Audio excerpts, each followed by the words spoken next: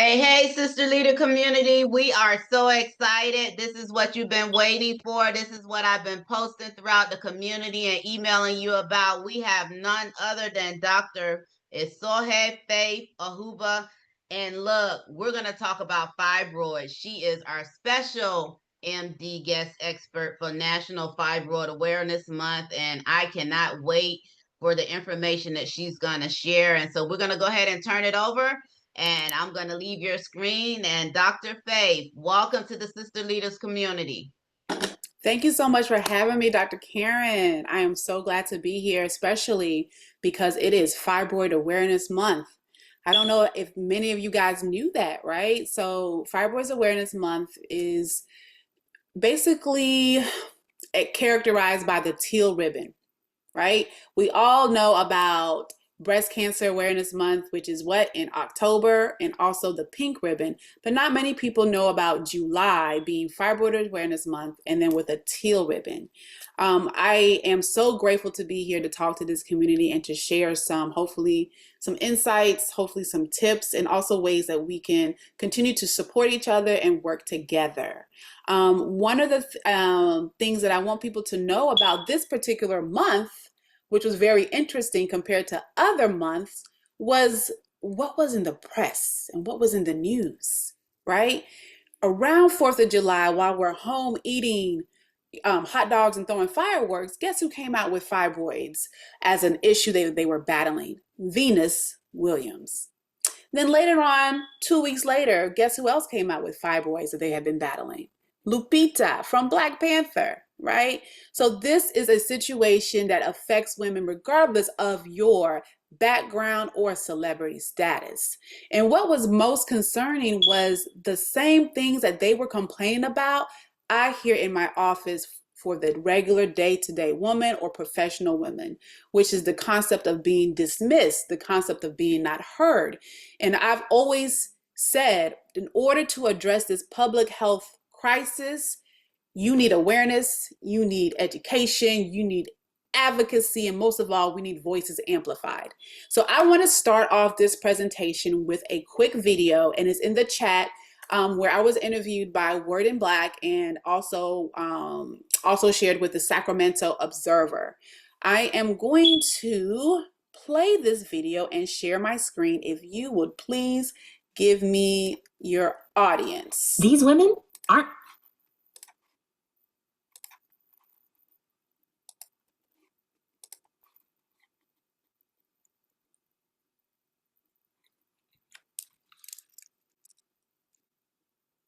I don't see your screen yet. I don't see it either.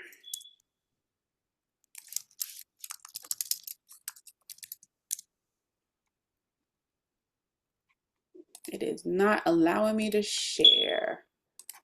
Are you able to pull up the chat? Okay, hold on. Let me see what I can do. Participants can now see my screen is what it says. Can you see my screen? Yes, I see it now. That is so odd. And now you can see it. So I'm going to play the video. Can you hear my video? Pregnant. They have advanced uterine fibroids. Yes, we're good. I'm going to start over again. So like I said before, this is a recent press release about fibroids and what women need to know, especially Black women, published by Word in Black. These women aren't pregnant. They have advanced uterine fibroids. Up to 80% of women develop fibroids of some size by age 50. Black women, up to 3 times more likely to have them, often at a younger age. So uterine fibroids are non-cancerous growths that can occur in a woman's womb. They can range from as small as a blueberry to as large as a watermelon in rare cases. The same year Lupita Nyong'o won this Academy Award, she was diagnosed with uterine fibroids. The actor is now partnering with 6 Black congresswomen to fight for more research funding and increased early detection. For our daughters and granddaughters, an opportunity to not only understand that this is happening, but to heal it. Fibroids can cause symptoms like weight gain, heavy menstrual bleeding, and infertility, but some women have no symptoms. Fibroids can grow with increasing stress, processed foods, obesity. Dr. Faith Ohuoba, an OBGYN with an upcoming book about fibroids, says women should think of the condition as a red flag that they should make healthier choices. You have to think about some of these diseases from a holistic perspective. Advocates want researchers to develop more minimally invasive treatments. Current ones on the market are not always covered by insurance. Everybody's insurance is different, but it's still worth a conversation of all your options. Doctors may recommend a hysterectomy or surgery to remove fibroids. This content creator had 27 removed. Nyango, 30. But they can grow back. The real issue is awareness, education, and having these real conversations. Women deserve better at this point. For more stories like this, head to wordinblack.com.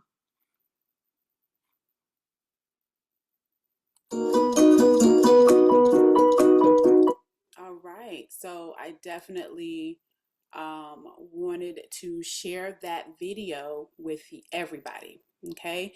Just to kind of talk about how there is a public health crisis, and its first name starts with an F, called fibroids.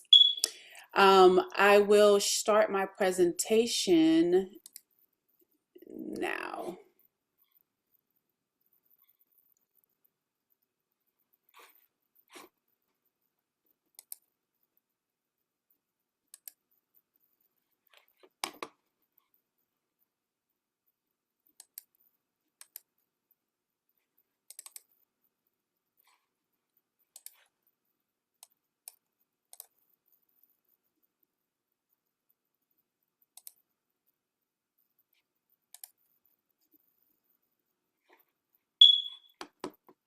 Okay, can everybody see my screen? Yep. All right, wonderful. So what I want to do, I'm sorry, this is not wanting to.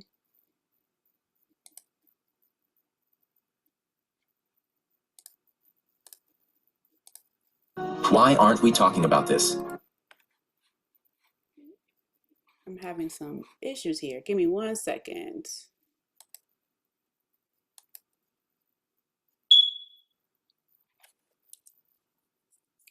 Okay, so I apologize. The name of the presentation is Disrupting the Fibroid Economy, Why Fibroids Cost You More Than You Would Think. Okay, so as I mentioned before, my name is Dr. Faith Ohuoba. I am a board certified OBGYN. Approaching 20 years, okay? And so I have been able to interact with this condition of fibroids on multiple levels, also on a personal level, and we'll share my story a little bit later. But the reason why this is so important for all women to understand and know is because it does affect a large portion of women before the age of 50, okay? So I dubbed this the fibroid crisis. The leading cause of fibroids is especially in Black women, and by the time you're age 50, 80% of women will have this condition. So these are our mothers, these are our sisters, these are our cousins and nieces, right? And a lot of times when it comes to Black women, there is a situation where the fibroids are bigger, okay? There is a situation where it occurs 3 times as likely in this population. It's a situation where it occurs younger. The issue is a lot of times your symptoms are normalized and you can be brushed aside. So I see fibroids as destiny delayers, actually. If a woman who wants to conceive and have a baby, not aware that they have these large fibroids, guess how much time they can waste. When you look at Lupita's and Venus Williams' issues, they wasted so much time before a diagnosis was ever made. Right now, what happens in addition to women, bleeding out and being ignored, is hysterectomies are being pushed as sometimes maybe the only option or the first option. So having conversations like this and raising awareness like this further helps you advocate for yourself behind doctors' walls. And not just for women who are seeking, help with fertility, it's also a workplace issue.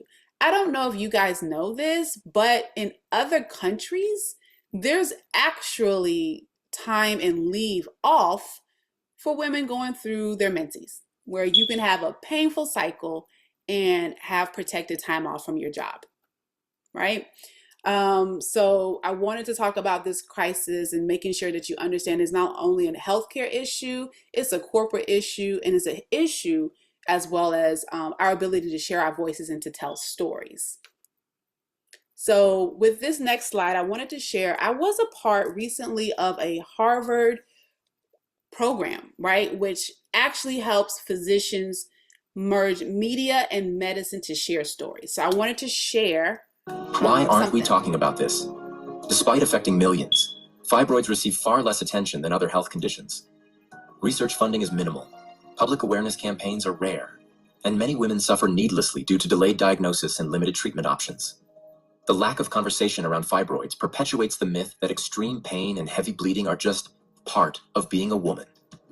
Fibroids must be a public health priority. It's time to break the silence. We need more research into the causes, prevention, and non-invasive treatments for fibroids.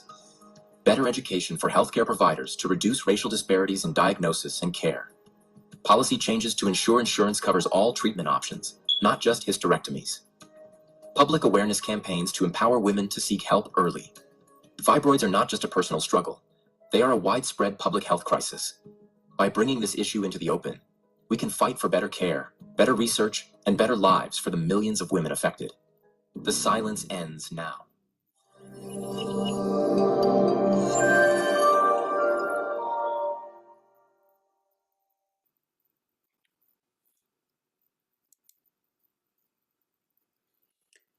So what I want to talk about in continuation is I mentioned the gap in terms of misdiagnosis, dismissal, delay, women being told that it's not, that is all in your head or that is normal. And so what happens is when these type of situations occur, there's going to be a cultural mistrust of the healthcare system. And what happens is a lot of times women may turn to alternative options, which I think is very understandable. So the truth is, when we think about causes of fibroids, you have to understand there are times where we have no idea, which is called idiopathic, where we don't know why something happens. That's one thing with fibroids that the medical community accepts. The other thing is there could be genetic markers at play. That is not something that we often talk about, but yes, you could be genetically possibly predisposed to developing fibroids. Another cause, and I believe this explains why it's so burdensome in women of color, is the lack of vitamin D, right?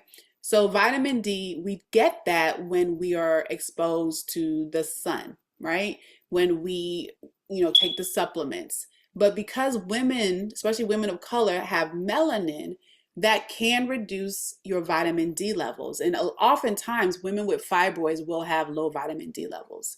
And so vitamin D, once you supplement, it is actually known to cause growth shortages or inhibit the growth of a fibroid, for example. So if anything, you may or may not remember from this talk, please, if you have two major important things. If you have abnormal bleeding, if you have abnormal pain, do not accept being dismissed, okay? Request an ultrasound. You can walk into an office and ask for that, okay? And while you're there, if there is a diagnosis of a fibroid, please check your vitamin D levels. And I will not be surprised if you find out that it is low.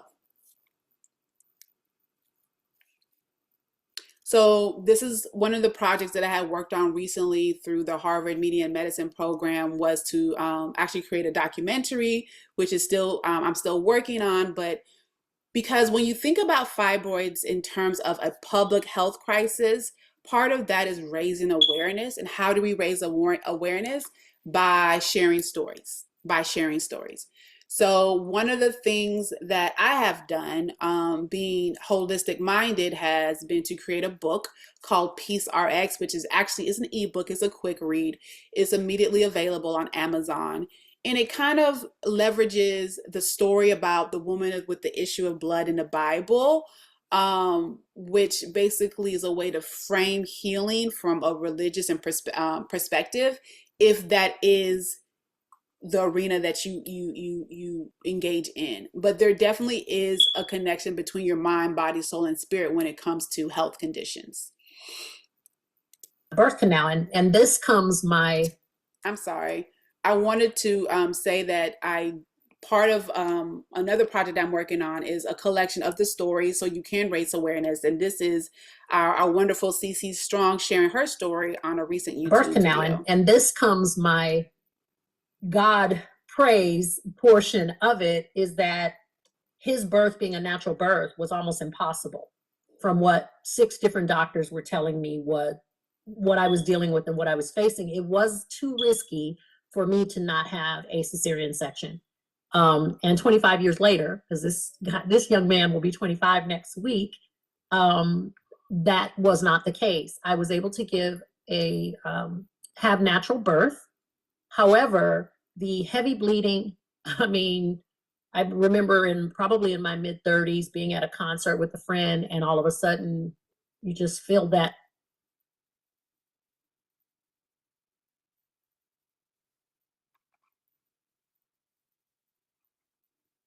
birth canal, and this comes my God praise portion of it, is that his birth being a natural birth was almost impossible from what 6 different doctors were telling me what I was dealing with and what I was facing. It was too risky for me to not have a cesarean section.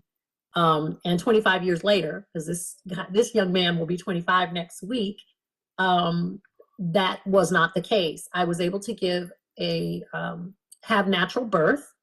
However, the heavy bleeding, I mean, I remember probably in my mid-30s being at a concert with a friend, and all of a sudden you just feel that. And so what Cece is actually referring to is her experience from having fibroids. So I do believe in the power of story as a way of being able to address the fibroid crisis in a way for us to move the needle. And so that's why this month I'm so grateful to be able to talk about this with this community. But also I want you guys to understand that, we have celebrities, people like Venus and Lupita, also sharing their story. And what did Lupita did? She garnered the audience of legislation, of legal and lawmakers, in order to create change. And that change was to ask for more funding in research. So when you have a story combined with policymakers, you can make changes. This storytelling reclaims the narrative power of women, especially Black women, because you cannot ignore, the numbers, but you can ignore the numbers, right? We see these statistics all the time. And I think that's what's really annoying to me, that we see these statistics of Black women, sharing the burden of a medical issue, but no real changes being done. So I think that we may see some new changes coming up, especially now that we have, very impactful and influential women sharing their stories. And so, as I've mentioned before, a lot of change can come from storytelling. And I mentioned before the importance of storytelling being shared, not just amongst women for validation of their experience, for visibility and for community building, but also stories sharing with policy stakeholders, so that you can have education, so that you can have empathy, so that you can have a systemic reform. I know I mentioned some of the causes of fibroids earlier, being unknown to being genetically caused. I also wanted to talk about the concept of holistic living and your foods that you eat. So fibroids, as mentioned in the Word in Black documentary, they're benign tumorous growths, okay? They can range in size from a blueberry to a huge watermelon.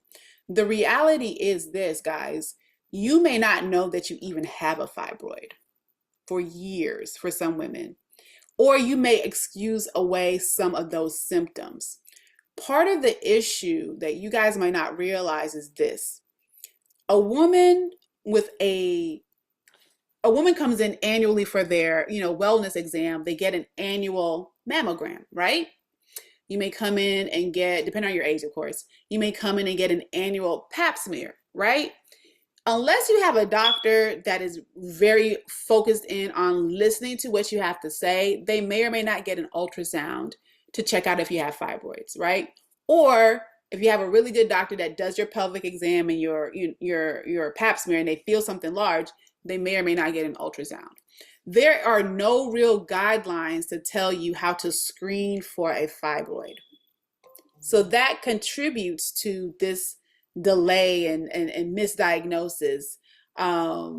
It's not on our radar to even do that. If you go to your typical, I'm going to give everybody an assignment. Go to your OB-GYN or your family medicine doctor and ask them, how do you routinely screen for a fibroid? The answer is we don't. But we routinely screen for breast cancer. We routinely screen for cervical cancer, but yet fibroids are one of the number one reasons why we're doing hysterectomies, but we're not screening for them. So that is a gap, right? The reason why I call this talk the fibroid economy, because there's huge money to be made by doing surgery, right? I'm an OB-GYN. I love to operate, so I can attest to that. But what we're finding is that a lot of women want to keep their uteruses. And what are those uterine sparing options, right? And that can range from fibroid specific medication. So a lot of times a woman may have abnormal bleeding and pain and may be offered birth control. But there are fibroid specific medications that you can take. One of them being Myfembree. You may or may not have heard of this, and sometimes your physician also may or may not have heard of this. But Myfembree is a fibroid specifically studied medication to help reduce pain and bleeding. Another option that I think women should know, 2 surgical options that are available to shrink your fibroid so you can keep your womb. One is called uterine fibroid embolization, UFE, or it's also called uterine artery embolization, UAE. Those techniques are performed by an interventional radiologist. And that particular technique is where you have pellets that are blocking the blood supply to the fibroids so that they can continue to shrink over time. And then you keep your uterus. You go home typically the next day. Then there's another procedure called Acessa, A-C-E-S-S-A. Acessa is a procedure that OB-GYNs can perform. In this particular procedure, the doctor would go in and do an ultrasound during surgery, identify the specific fibroids, put a machine, it looks like spider tentacles, into those individual fibroids and shrink them. I'm the only one doing this at my hospital right now, and it's amazing. I've been doing it over 3 years, and what happens is during surgery, you can see each individual fibroid literally shrink. So these are the kind of conversations, these are the kind of awareness that I want to kind of spread so that you don't walk into a doctor's office and go from what caused this, and then the next thing you're told is get a hysterectomy. Where was the conversation in between about your options, right? The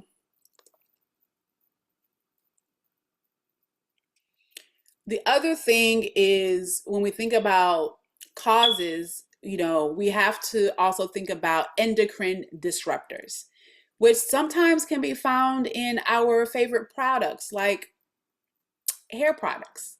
So there's actually research out there to talk about the effects of some of these endocrine disruptors. They're not only in our hair, but they also can be in our environment, right? So you want to also do an environmental audit of what's going on in terms of soy products, right? Do you have a lot of soy candles around, which can promote estrogen growth? Is it a situation where you need to do an audit in your open your fridge and take a look. Do you have, heavily processed foods in your diet or in your fridge? The quality of foods that you're eating. So you want to think about fibroids are tumorous growths that actually are influenced by estrogens. So where are the estrogens in your daily living coming from? Is it from products that you put on your hair? Is it from products that you ingest in your body? And not just that, you also want to consider how are you detoxing from the estrogen imbalance, right? So your liver is an organ that helps metabolize this. And so some people, one thing I do recommend is a detox. Now, I can't give direct medical advice on, but I do recommend definitely considering a detox on a consistent basis to help when you're battling fibroids. And this is just more research going and talking about how, the invisible toll on Black women, where people are not listening. This is something from the New York Times as recent as 2001, right? Can you get her some? Wait, are we gonna be on camera? I can. And so what I wanted to say is, if you want to shift, fibroid care from silence to solutions, we have to listen. So the first half of this talk was sharing a lot of videos, sharing a lot of stories so that you can get a sense of, these type of conversations need to be more visible. They need to be more visible as part of addressing this public health issue. And so as we do this, you as a storyteller become not just a patient, but an architect of your own healing, okay? So I would love for there to be a move from silence around fibroids to more support. And that's actually why I did create a coaching program where you can find me at mayoimani.com. And this coaching program is really to be a resource for women with fibroids, women who are about to have surgery for fibroids, women who are pregnant with fibroids, or even for women who have just recovered. And so this coaching support is for a group where we can come together through Zoom, have communications, have meetings, as well as an emotional place for you to gather support. In addition, there is one-on-one consultation as well if you would like to do any audits. And all of this information can be found on mayoimani.com. There's many ways to work together as well as to just have support. I have a book out called Peace RX, which I mentioned earlier. It is a quick ebook that you can literally buy today and read on your phone if you just need that deeper level of healing and support regarding fibroids and the spirituality behind that. And then I do have another book coming out called Take Up Space. Okay, guys, these are 7 direct tips and tricks and techniques that you can use to address fibroids, as well as a letter to the nation at large regarding this particular crisis. And it's also a companion, right, for wherever you are in the fibroid journey. It's also part a journal, which is the secret surprise, where you can journal your experience and your journey as well. And at the end of the day, regarding fibroids, we want to just keep moving, right? Keep moving.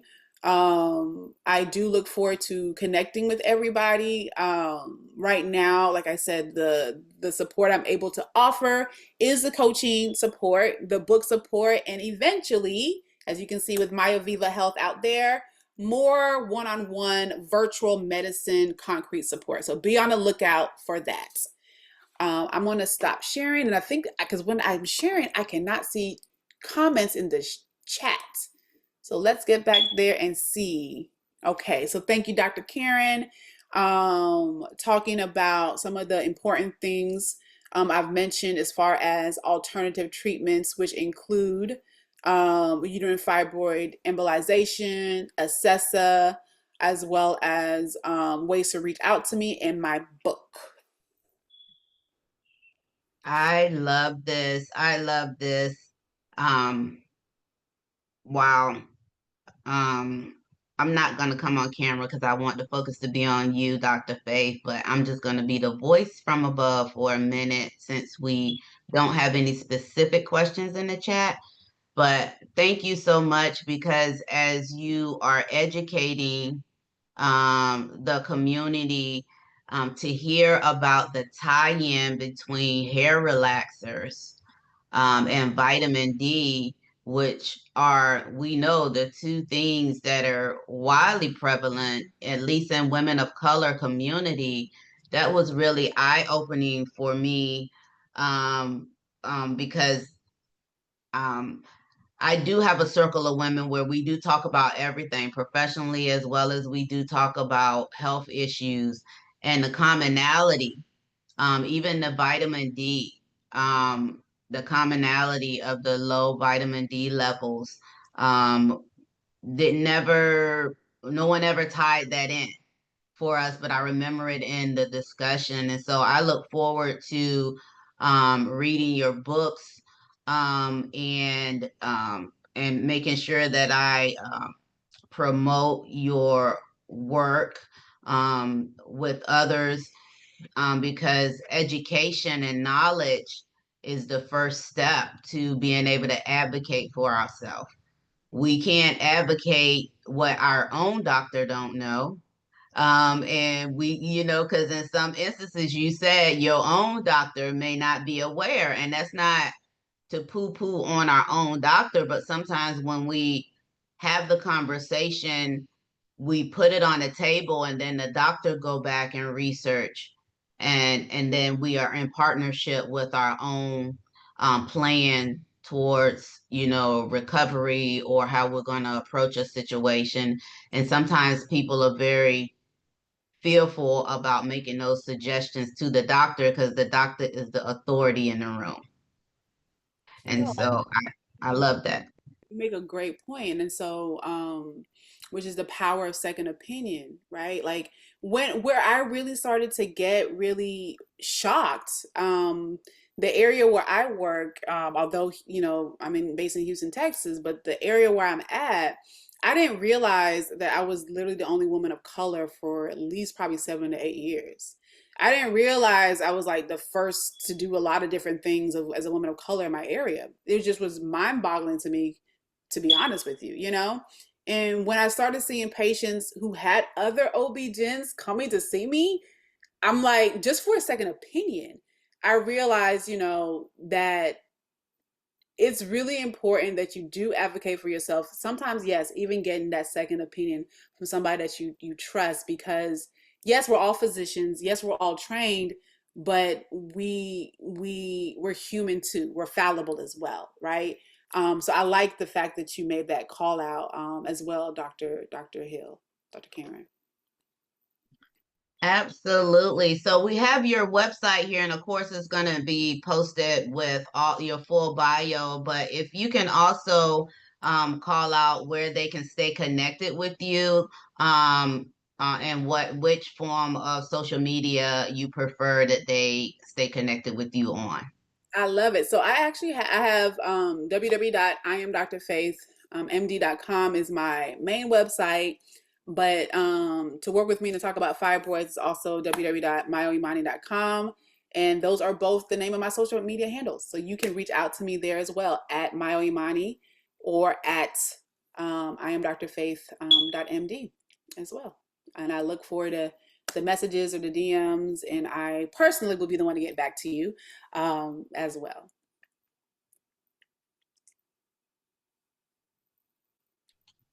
Awesome, awesome. So this has been wonderful. And of course, I want you to listen to this on replay a couple of times if you find this informative, because a couple of things I even have to look up, like the uterine fibroid embolization and Acessa. Never heard about those things, so I'm going to be doing some research. And you had mentioned one other uterine fibroid when you were Yes, talking about that I will I wasn't able put to it in get. the chat. Myfembri. It is a Okay. fibroid specific medication. And there's also Orion. Oh, don't get me spelling it wrong. Orion. Because what happens is, people start thinking about birth control, but these are not considered birth control. These are created and designed specifically with women with fibroids in mind. So I think that's the distinguishing factor. Yeah. And custom is always better than off the shelf. Okay. Absolutely. Well, thank you so much, Dr. Faith, and thank you, Sister Leaders Community, and share. You know how we do. Continue to share so that we can spread the message. We're powerful in numbers.